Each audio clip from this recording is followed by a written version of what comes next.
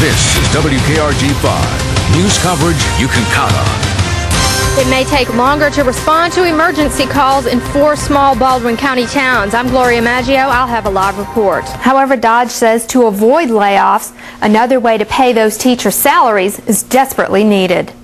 Now, this mile-long stretch of eastbound interstate was closed for about 6 hours while the wreckage was cleared and traffic was rerouted over to Highway 90. Sandra, Mobile County Sheriff's deputies are investigating a mysterious death. It involves a body found inside a burning vehicle. If this store eventually sells beer and wine, Christian leaders say, quote, they won't even buy a Snickers bar here. What this bond money will be used for is to add new wings onto existing school buildings, thereby eliminating the portable classrooms within the school system. But they hide it well. In fact, the only evidence we could find that smokers even exist on this campus is by a few cigarette butts laying on the ground. These look great, not too expensive, and they can make a beautiful addition to the outdoors of your home. Have fun out there in the garden. I'm Gloria Maggio for Gulf Coast Gardening. Coverage you can count on. A shootout at a Midtown mall leaves 1 man in the hospital. I'm Gloria Maggio. I'll have a live report. Severe storm slammed into the state overnight. 1 woman was killed and more than 30,000 people lost power. It's springtime, and that means it's time to tidy up your garden and yard. Today, some folks got tips from an expert. Good evening, I'm Jonathan Carter. Thanks for joining us. And I'm Gina Gregory. First on 5 tonight, a police shootout in a Midtown neighborhood. It happened, and residents there are shaken. It happened at the corner of Dauphin and Sage early this afternoon. Our Gloria Maggio joins us now live from the scene. And Gloria, what can you tell us about what happened there? Well, Gina, it happened around noon today. Police say they were trying to arrest a shoplifting suspect at Springdale Mall when he ran all the way to Sage Avenue on up to Dauphin Street. And the whole thing ended in a shootout here at the Midtown Mart Shopping Center.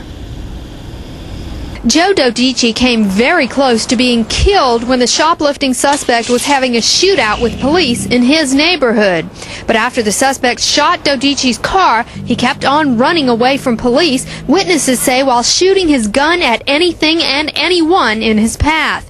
Then he ran into the back door of this Bargain Town store. And this guy came in the back door with the gun, and my stock guy said, there's a man in the back with a gun, and then about 10 to 15 police officers ran back with their guns pulled and told us to get to the back of the store. And then come to find out he was still in the back of the store, and they told us to get out. And so we all ran to the front, and then we heard some gunfire in the back of the store. We can confirm at this time that a suspect has been shot, and his injuries are not life-threatening. Now, the suspect was taken to Spring Hill Memorial Hospital, and thankfully no one else was injured besides the suspect and the man who got caught in the crossfire. And Gina, I also want to mention here, 6 hours after the fact, police are still conducting a very thorough investigation. Back to you. Thanks, Gloria. Loxley, Silver Hill, Summerdale, and Alberta's police departments may lose their ability to be dispatched through the Central 911 Baldwin County office. Joining us now live in Loxley is our Gloria Maggio to tell you how the change will affect you if you live in these areas. Gloria? Well, Mel, it will increase emergency response time. Imagine someone's breaking into your house, you call 911, you talk to the dispatcher, but the dispatcher doesn't send a police unit to your house. They put you on hold and dispatch you to another dispatcher who then calls a response unit to come to your rescue. We will still have our department. We will still be in operation just like we are, even though we will be handicapped to a degree as far as the time that it takes for us to receive a call and to respond to the call. Chief Robert Meggs of the Loxley Police Department is worried about legislation that would cut Loxley's E911 dispatching services, leaving the city to pick up the tab and begin their own 911 dispatching.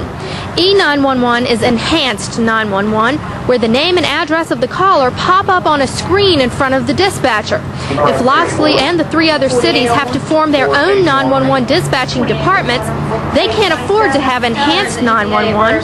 Some police chiefs have even said they may not be able to afford any 911 dispatching department, and then their police departments would have to be shut down.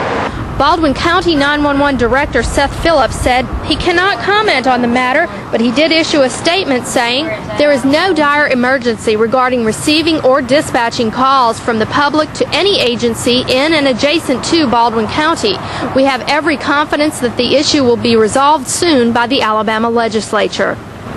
Now, the 4 police chiefs involved are also hoping the legislature will soon resolve this issue so they can get in the quickest response time possible. Also, they say if Baldwin County can dispatch for all the fire departments in the county, why can't they do it for all the police departments? Mel? Thank you very much, Gloria. We go now to our newsroom where Gloria Maggio has more. Good morning, Gloria. Good morning, Sandra. That's right, it is terrible to hear about something like this happening to a school, especially if it's the school your child attends. Someone broke into Council Traditional School, apparently on Thursday, and tore the place apart. A school spokesperson says 30 classrooms were hit, 30 computers were damaged, and repairs could cost more than $50,000. Though police and school officials suspect students, they need your help finding those responsible for the break-in. We appreciate any people who are in close proximity to the school, as far as if you reside close to a school. We appreciate their help always, but anyone who happens to see any students wandering around the school buildings, please give Mobile PD or the Sheriff's Department a call. Now, police say they have some very good leads in the case, and school officials say the classrooms will be repaired by the time school opens in August. Our Gloria Maggio joins us from a grassy area in Theodore. And Gloria, we've had several grass fires across Mobile County today because of the dry conditions. That's true, Kathy, and you'd be interested to know how those fires were sparked. They're all along railroad tracks. But first, I'm here in an area of Theodore in a subdivision where they're asking residents here to cut back on their water usage. It's the Mobile County Water, Sewer, and Fire Protection Authority, which serves Theodore, Tillman's Corner, and Alabama Port, and they're asking those who live here to conserve water. They tell us with the brush fires in this area and the low water pressure, they need residents to cut back on using water for their lawns, pools, car washing, and that kind of thing. Now, outside the Mobile County area, they're also busy tackling brush fires. Most of those were sparked along railroad tracks. The Sims Volunteer Fire Department was called to a grass fire on Fire Tower Road around noon. It was sparked by a passing train. A lot of times either rocks or nails of different assortments gets on the tracks, or either they use their brakes and it causes a spark, which is, there's a lot of pine straw and leaves and dry debris on the ground, and it causes a spark, which causes the fire.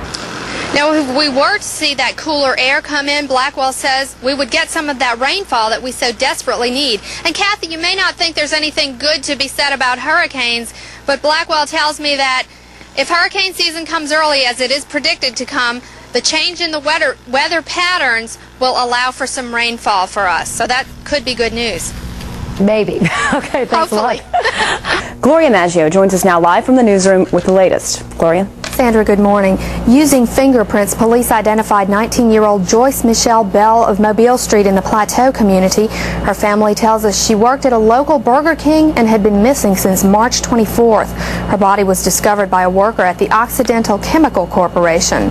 Also in the news, thousands of your neighbors in Pascagoula have decided to abandon the picket lines and return to work. After 3 weeks, the Ingalls strike has come to an end.